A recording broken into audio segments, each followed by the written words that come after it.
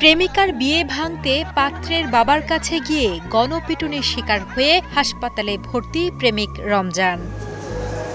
গত 12 সেপ্টেম্বর বরিশাল নগরীর 27 নং ওয়ার্ডের রুইয়ারপোল এলাকায় ঘটে এই ঘটনা। একতলা ফেরিঘাট আর কি লঞ্চ ঘাট যেটা ওখানে নিয়ে আমারে মারছে। প্রথমে মারার পরে আমার জামা ছিঁড়ছে, আমার হাত ভাঙছে পিছে, আমারে গাড়ির মধ্যে মারধর করছে। এরপর আমার সিদ্ধান্ত করছে যে কাশীপুরের ওদিকে একটা বালির মাঠে নেবে, মানে আমার মারি ফেলাইবে চিন্তা ভাবনা করছে। তারা আটকাই মারছে, এক কথায় গণমাইর দিছে, পাড়াইছে পোড়াইছে, লাইতেছে মারতেছে, মানে একদম মানে বেউস বানাই ফেলাইছে। মেয়ের সাথে 3 বছরের রিলেশন ছিল তাদের। তারপর আমার ভাই কোনো সময় মেয়েদের ডিস্টার্ব করে না, মেয়ে আমাদের বাসায় আসতো।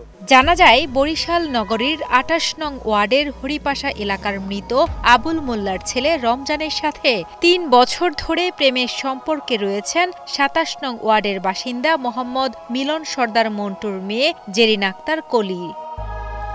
সম্প্রতি রমজান ও কলির প্রেমের সম্পর্ক জানাজানি হলে কলির পরিবার অন্যত্র কলির বিয়ে ঠিক করে।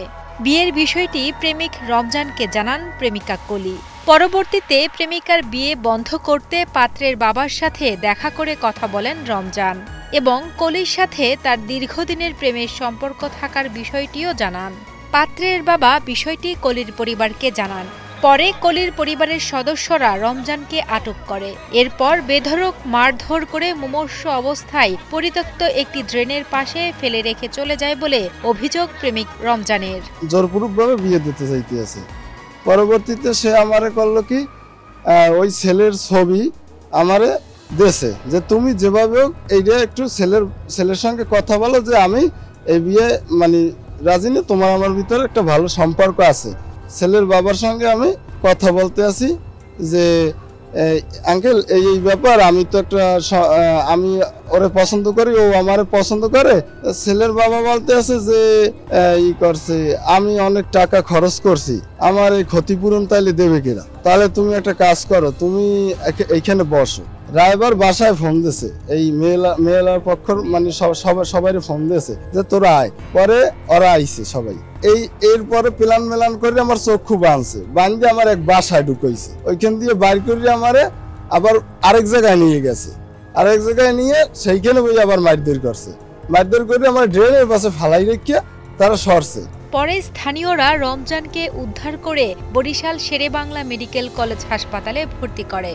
এই ঘটনায় যারা রমজানকে মারধর করেছে তাদের আইন অনুযায়ী শাস্তির দাবি জানান প্রেমিক রমজান ও তার পরিবার। আমি চাই এই যে মাইরের, এই যে খুনের, এইটার আমি বিচার চাই। আমারে যে শুধু যারা মারধর করছে তাদের নামে সবাই একটা আইনত ব্যবস্থা নেব, আমি এটাই চাই। তবে রমজানকে মারধরের বিষয়ে কলির পরিবার অস্বীকার করে।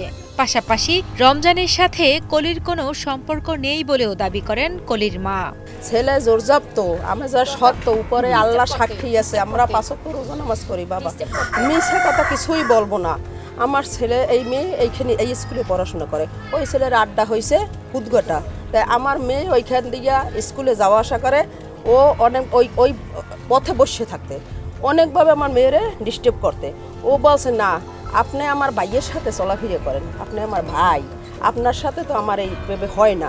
ও বারবার বলছে, তারপর তোর বাইরে মারিয়ে ফেলামো, তোর মুখে এসিড মারমো, তুই যদি রাজি না হও।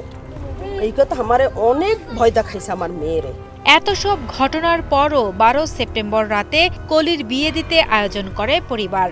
রমজান তার প্রেমিকা কলির বিয়ের খবর জানতে পেরে হাসপাতাল থেকে অসুস্থ অবস্থায় পুনরায় প্রেমিকার বাড়িতে ছুটে যান। বিয়ের দিন রাতে কলির প্রেমিক রমজান তার বাড়িতে যাওয়ায় ভেঙে যায় প্রেমিকা কলির বিয়ে। বিবাহ ঠিক হয়েছিল কিন্তু বিয়েটা তো ভেঙে গেছে। কি করব? কে ভাঙছে? কে ভাঙছে? ছেলে।